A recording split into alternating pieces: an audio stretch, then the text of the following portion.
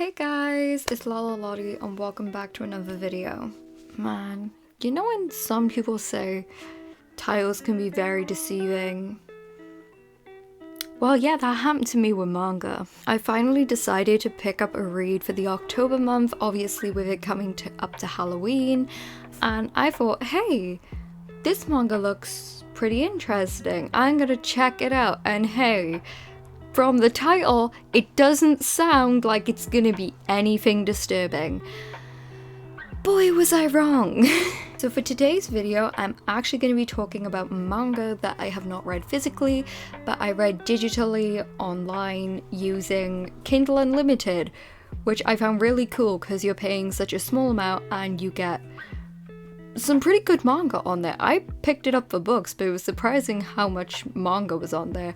I saw this series, I know a few people had talked about it in the manga community, but I never seen it like really talked about. It's always been like small discussions from manga tubers and then it's just like flatline. You don't hear anyone talk about it. So I was like, okay, I'm gonna check this series out and see what it's like. And boy, did it give me like every emotion I could even think of. Today's video is about the manga Happiness. This manga literally represents anything but happiness. Happiness is a manga that I was kind of expecting to enjoy. The plot didn't seem like something that would interest me if you just read up on it. But the further and further I read it, the more and more I enjoyed it, and I realized, hey, summaries really don't do this manga good. So Happiness basically follows our main character, who is this nerdy schoolboy, you know, typical glasses, cause can you really be a main character if you ain't nerdy with glasses? No, our main character is typically like the perfect person for bullies in school. And of course, he is heavily bullied. He has to buy the popular kids their food, he's ordered around by them, and he's really not happy. All his life, he's just been pushed around, and his goal is to find happiness. So one night, he decides to just go for a walk, just let all his thoughts out, and he gets randomly attacked by a vampire girl. Now, as he is attacked by her, she asks him, do you want to live like me or do you want to die? And he says, I want to die. But for some reason, this vampire chick did not kill him. She let him live. So after surviving this attack from a vampire, he slowly starts to develop into a vampire. He's slowly starting to realize he has abilities, he can do things other people can't, but he's also realizing the consequences of what is happening to him from being a vampire. He's realizing that he's becoming a lot more athletic, a lot more cool, which gains him a better friendship with some more of the popular kids. But he's also learning that bloodthirst is gonna be a consequence in some situations. Now, you might hear this and you might be, that sounds like your typical vampire manga, Lottie. Why are you recommending this to us? This is because this is one of the only manga, or just stories in general, I've seen actually show like the different emotions of what it is actually like to become a vampire. You see a lot of these stories and you see something like Twilight and it likes to glorify the idea of this is the skin of a killer Bella, and then they fall in love, happy marriage, they have a baby, she becomes a vampire, they live happily ever after. This story shows the absolute depressing side of it, and when I say depressing, I don't just mean like, oh, one sad thing happens. I mean, no, a lot of the stuff that happens in this series will hit you like a truck. I think, like, especially since this manga was written by the same author who did Flowers of Evil, which is another very popular psychological horror manga. This series was one of the best horrors I have read. It's not a horror in its shock or gore or anything, but more in its sense of its psychological horror. Now, this manga is definitely boosted by its art style. At first I was kind of looking at it and I was like, this art style is a bit plain, but the more and more you get in the series, like, there's more twisted, like, art styles, and it's so cool and beautiful to read, but it's also terrifying in a way that it makes certain situations that the characters are going through that more disturbing, because, you know, there's some times where our main character will have a bloodthirst and we'll see this twisted image of how he sees other people, and it's very realistic and terrifying because you can put yourself in the main character's eyes, and it's not pretty. I feel like a lot of manga gets talked about now and we don't appreciate it for its storytelling. We just think, haha, funny story, that was pretty cool. But, you know, we don't read manga and think, damn, that was kind of dark. Because I know for sure a lot of people would be like, that was okay. But I feel like the more attention you pay to the story with this, the more attention you pay to the main character, and it's not just the main character, there is another certain character in this series who personally I had like a better connection with, and I thought he should have been the main character because he was a lot more interesting. But the more and more like you get involved with these characters, the more twisted and dark it becomes, because in a sense, it's not like one of those mangas that's very fictional, well, yada yada yada. You can kind of put yourself in the main character's shoes and be like, oh shit, if I was in that spot, I know I would not feel cool with this. I know why he's feeling this way. The storytelling, the characters, and like I say, it's not even the main character for me who is the most interesting. It was actually his best friend, well, his new best friend after he became popular. Like, there's so many different characters with so many different stories, and it builds up this big story that just is so interesting and intriguing. Like, after a long thought about this manga, it's still just like, you think about some of the stuff you've read after you've read it, and it's still like, it's like, what the heck happened? And I feel like a lot of manga don't have that. A lot of things is just like, it happens in that scene, you get over it, you turn on to the next volume, and it's just like, okay, I got over this, it's okay. This manga does not give you a break. You will be sitting there for like 10 minutes after you've read a certain volume, and you'll just be thinking, what the heck did I just read? I feel like a lot of people I've seen who talk about this series as well is like, this manga is so disturbing, it will disturb you in so many ways, yada yada yada.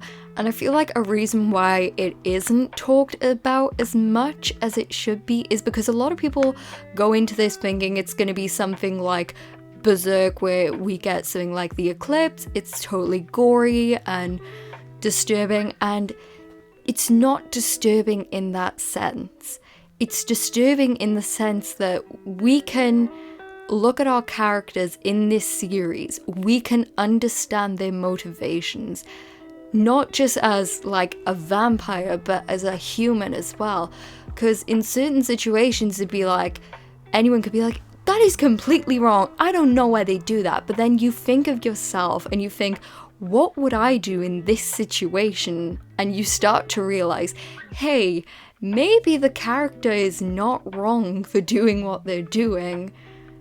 And then you slowly start to feel like, shoot, this character is going through a lot. You know? That is the art of psychological horror.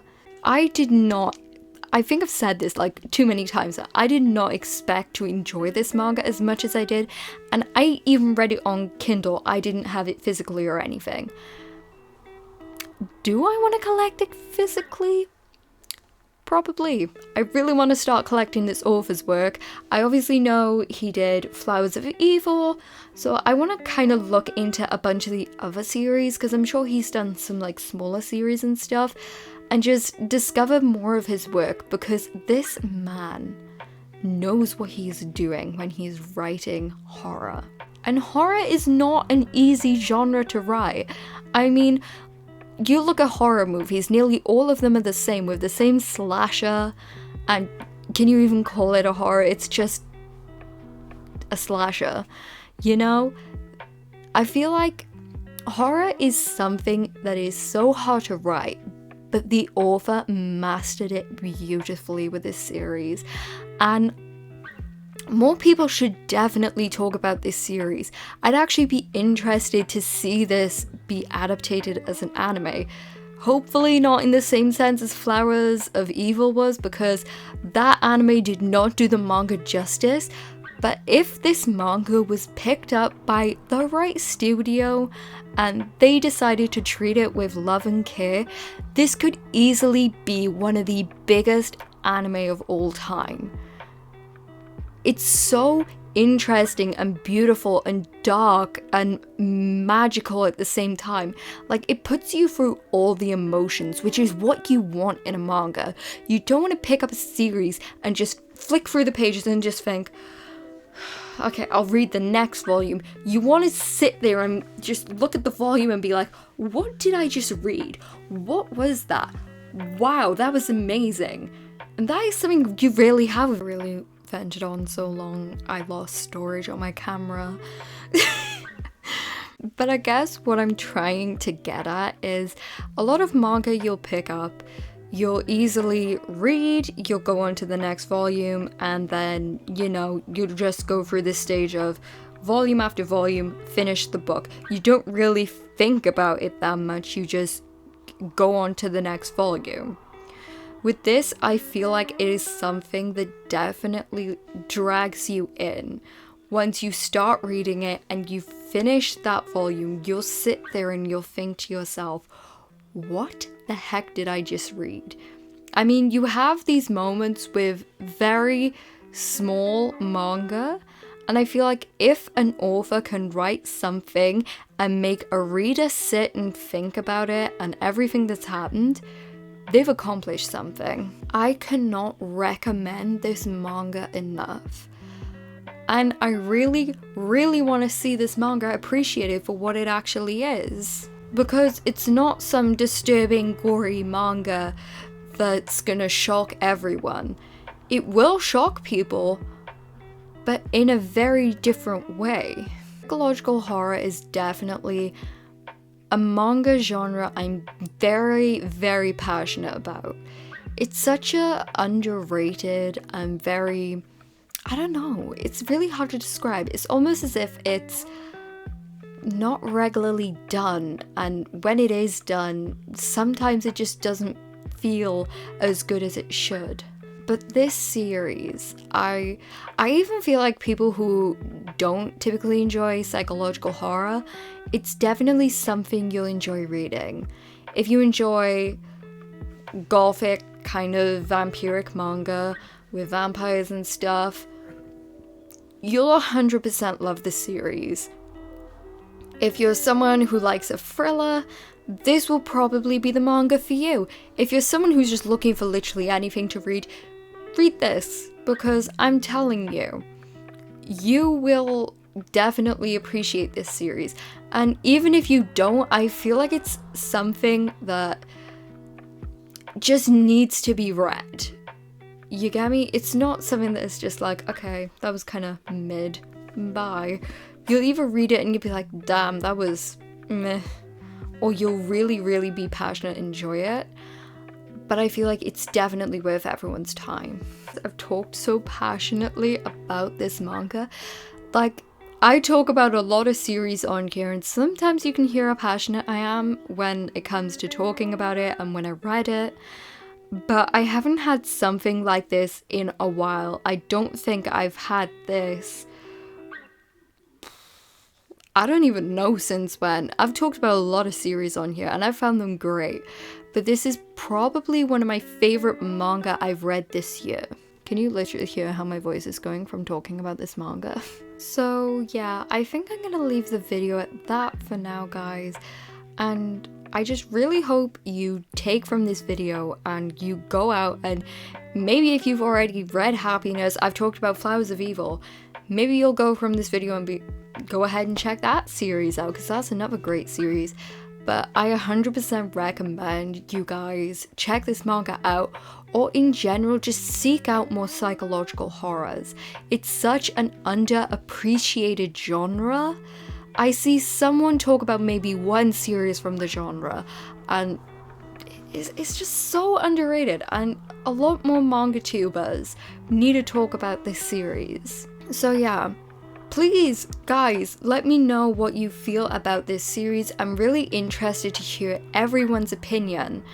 It's a series that I feel like should be discussed more often, and I really hope it slowly starts to pick up again in the community, because I know it had its moment where it shone and then it kind of went away and then it came back. So I'm really hoping at one point it'll just make its big return into the community and a lot more people will appreciate it. So yeah, thank you guys for watching this video. I really appreciate you guys, and I can't wait to see you in the next video. So for now, farewell, friendy eye.